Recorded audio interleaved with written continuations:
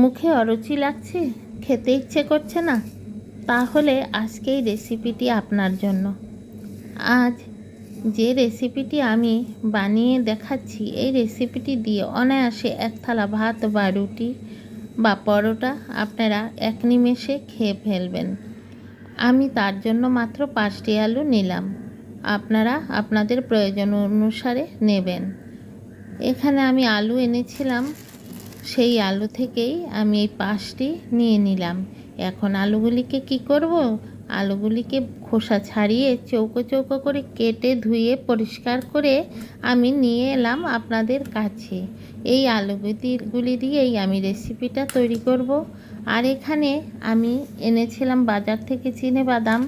সেই বাদাম থেকে 50 গ্রাম পরিমাণে বাদাম আমি এই রেসিপিতে ব্যবহার করব। এই বাদামগুলিকে আমি শুকনো খোলাতে আমি রোস্ট করে নেব এবং ভালো করে নাড়তে হবে বারে বারে, না হলে কিন্তু এটা একদিকে হবে আর একদিকে হবে না। তাই আমি বাদামগুলি খুব ভালো করে নেড়ে নেড়ে আমি রোস্ট করে নিচ্ছি।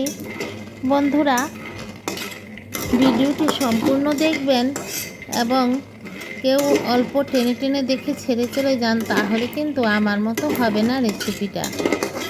আর আজকে যদি নতুন কোনো বন্ধু আজকে এই ভিডিওটি দেখছেন, অবশ্যই আমার চ্যানেলটি সাবস্ক্রাইব করে বেল আইকনটা প্রেস করে একটা লাইক দিবেন। আর যদি ফেসবুক থেকে দেখছেন, তাহলেও অবশ্যই আমার চ্যানেলটা ফলো করে রাখবেন, লাইক দিবেন, কমেন্ট করবেন। আমরা সবার পাশে সবাই থাকতে হবে বন্ধুরা, না হলে আমরা কিন্তু এগিয়ে যেতে পারবো না। দেখুন বন্ধুরা, আমার বাদামগুলি কিন্তু প্রায় রোস্ট হয়ে গেছে। এখন আমি বাদামগুলিকে আর বেশি আমি ভাজবো না। এখন বাদামগুলিকে আমি ধীরে ধীরেই নামিয়ে ফেলবো। তাহলে দেখতে থাকুন বন্ধুরা, এবং আজকের এই ভিডিওতে যে সমস্ত বন্ধুরা আমার সঙ্গে আছেন, সবাইকে অনেক অনেক ভালোবাসা, প্রীতি, শুভেচ্ছা। এবং এভাবে দেখতে থাকুন দৈনন্দিন জীবন চ্যানেল 2 এর ভিডিওগুলি। এবং অবশ্যই বেশি যদি ভালো লেগে যায়, আপনাদের বন্ধুবান্ধবের সঙ্গেও শেয়ার করতে ভুলবেন না কিন্তু। দেখুন বন্ধুরা, আমার বাদামগুলি নামিয়ে নিয়েছি।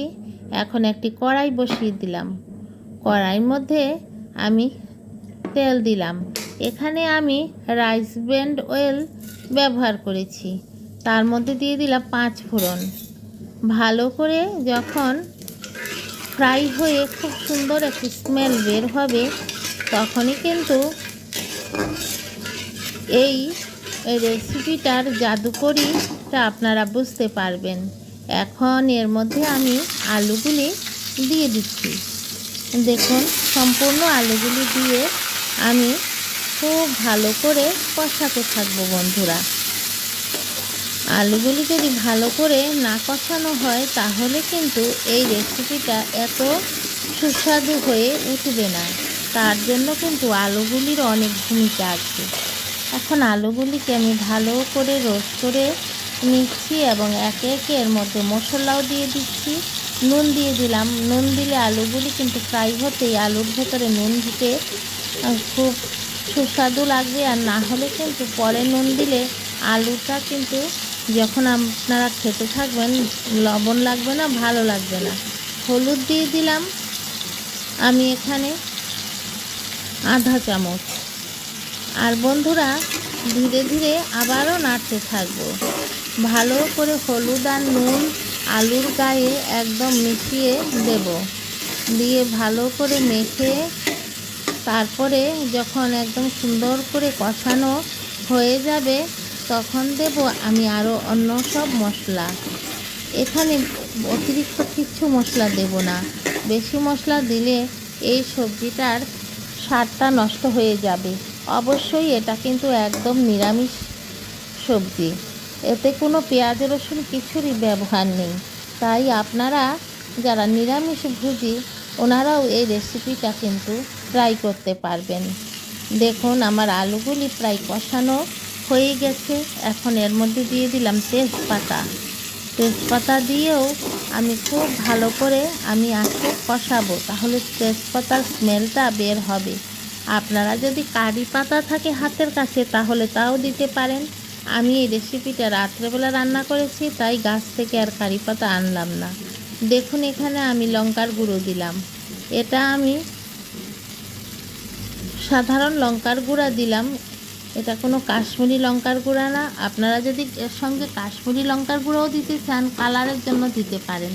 আমি দেইনি, কারণ এটা আমার ঘরে খাবো তো, আমার এতেই রং যা হবে তাতেই আমার হয়ে যাবে, তাই আমি আর কাশ্মীরি লঙ্কার গুঁড়ো দিলাম না। এই দেখুন লঙ্কার গুঁড়ো দিয়ে আমি ভালো করে আমি নেড়ে চেড়ে দিচ্ছি। সব আলুর গায়ে যেমন লঙ্কার গুঁড়োটা ভালো করে লেগে যায়। এখন কিছুক্ষণ আরও আমি সেদ্ধ করব, এবং সেদ্ধ করে আলুর মধ্যে এই সব যখন ঢুকে যাবে, এখন এর মধ্যে দিয়ে দিলাম আরও সামান্য পরিমাণ জল, আমার পরিমাণ মতো। আপনারা যেরকম আপনারা ঝোল খান সেই অনুপাতে দেবেন। এখন ঢেকে দেব। ঢেকে আলুগুলি এই নুন হলুদ লঙ্কা মধ্যে সেদ্ধ হয়ে যাবে, কিন্তু তাতে আমার কোনো পেঁয়াজ রসুন কিছুই নেই এখানে। এখন ওই বাদামগুলি যে আমি রোস্ট করেছিলাম, ওই 50 গ্রাম বাদামকে আমি মিক্সির জারের মধ্যে নিয়ে নিলাম। এখন নিয়ে এগুলিকে কি করব, এগুলিকে আমি মিক্সিতে গুঁড়িয়ে ফেলবো ভালো করে। আমি শুকনোই গুঁড়িয়ে ফেলেছি।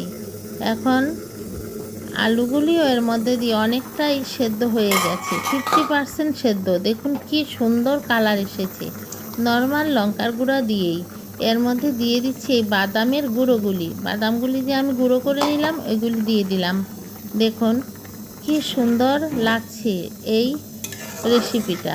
এটা খেতে কিন্তু দুর্দান্ত টেস্টি হবে।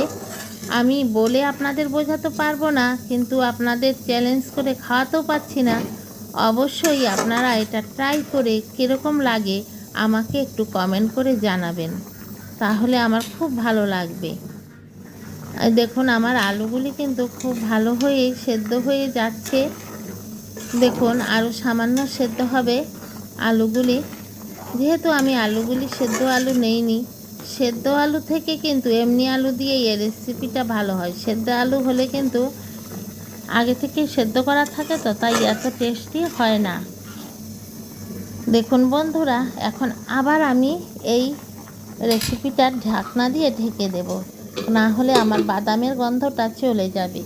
যেহেতু বাদাম দিয়েছি, বাদামের নিজস্ব একটা খুব সুন্দর স্মেল আছে। এতে পেঁয়াজ রসুন গরম মশলা এগুলি যদি দিতে যাই, তাহলে সেই স্মেলটা কিন্তু থাকবে না। এখন দেখুন বন্ধুরা, আমার রেসিপিটা হয়ে এসেছে। একটা কাঁচা লঙ্কা আমি ভেঙে দিলাম, কারণ আমি তো ঝাল আগে প্রচুর পরিমাণে দিয়েছি। যেহেতু বাদামের রেসিপি একটু মিষ্টি মিষ্টি থাকবে, তাই আমি একটু ঝালটা ভালো করেই দিয়েছি, যেহেতু আমি ঝাল পছন্দ করি। আপনারা যদি কম পছন্দ করেন তাহলে এত বেশি দেবেন না। এখন একটা কাঁচা লঙ্কাই আমার হয়ে যাবে। এই কাঁচা লঙ্কা দিয়ে ভালো করে নেড়ে চেড়ে এখন আমি আবারও একটু ঢাকনা দিয়ে ঢেকে দেব সামান্য 1 মিনিটের জন্য। তাহলে দেখুন 1 মিনিট পরে কি হতে চলেছে। 1 মিনিট পরে আবার চলে এলাম ঢাকনা খুলে। এর মধ্যে দিয়ে দিলাম আমি প্রায় 1 কাপ পরিমাণে আমুল তাজা দুধ। যদি আপনাদের গরুর দুধ থাকে তাও দিতে পারেন অবশ্যই। আর গুঁড়ো দুধ যদি দেন তাহলে কিন্তু ভালো লাগবে না, গুঁড়ো দুধে অনেক বেশি মিষ্টি থাকে। তাই আপনারা হয় লিকুইড দুধ কোনো ব্র্যান্ডের, যে কোনো ব্র্যান্ডেরই আপনারা দিতে পারেন, আর নতুবা কিন্তু গরুর দুধ দিতে হবে। এখন বন্ধুরা ভালো করে নেড়ে চেড়ে এর মধ্যে এখন আরও একটা জিনিস মেশাতে হবে। তা হলো কি, তা হলো আমি এখানে ঘি দিচ্ছি। এই যে দেখুন বন্ধুরা, আমি এখানে ঘি নিলাম, এই ঘি দিয়ে দিলাম আরও আমি 2 চামচের মতো, দিয়ে ভালো করে নেড়ে চেড়ে দেব। নেড়ে চেড়ে তারপরে কি করব, আবারও কিন্তু আমি ঢেকে দেব। দেখুন বন্ধুরা, আমার রেসিপিটা কিন্তু হয়েই গেছে। এখন আলু খুব ভালো সেদ্ধ হয়ে গেছে, আর ঝোলটাও খুব গাঢ় হয়েছে। তা সত্ত্বেও ঢেকে দেব, না হলে ঘিয়ের স্মেলটা উড়ে যাবে। এই ঢেকে দিলাম। এখন আমার রেসিপিটা সম্পূর্ণ হয়ে গেছে। এখন একটা বাটিতে আমি সার্ভ করে আপনাদের দেখাবো কেমন হয়েছে। দেখুন, একবারে ঝোলও হয়নি, আবার কিন্তু গামাখা গামাখা একটু ঝোল আছে, যা দিয়ে ভাত মেখে আপনারা খেতে পারেন বা রুটি পরোটা খেতে পারেন। একবার অবশ্যই বানাবেন। অনেক দিন কোনো রোগ ভোগের পর বা গরমের যন্ত্রণায় খেতে খেতে আর মুখে কোনো টেস্ট লাগছে না, সেই মুহূর্তে চটজলদি বানিয়ে ফেলুন এই রেসিপিটা। এটা আপনারা রাত্রে বানিয়েও রুটি পরোটার সঙ্গে আপনারা খুব সুন্দর করে এটা সার্ভ করতে পারেন। ঘরের প্রত্যেকে খেয়ে আপনাকে বাহাবা দেবে। তাই বন্ধুরা, আমার রেসিপিটা দেখুন, কী যে ভালো লাগছে দেখে বলার মতো আর না। আমি সার্ভ করে নিলাম বাটিতে। দেখুন কেমন হয়েছে।